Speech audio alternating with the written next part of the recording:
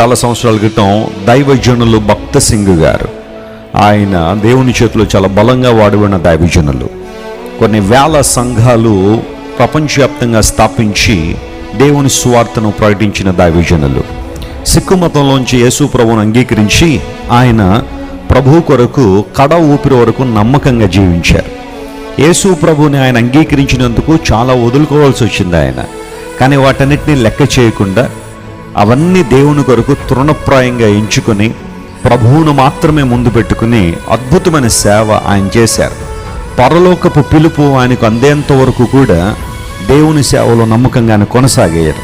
అంటే కొన్ని సంవత్సరాలు ఆయన కోమాలో ఉన్నారనుకోండి, అయితే కోమాలోనికి వెళ్ళడానికి ముందు వరకు కూడా ప్రభు సేవలో చాలా చక్కగా కొనసాగారు.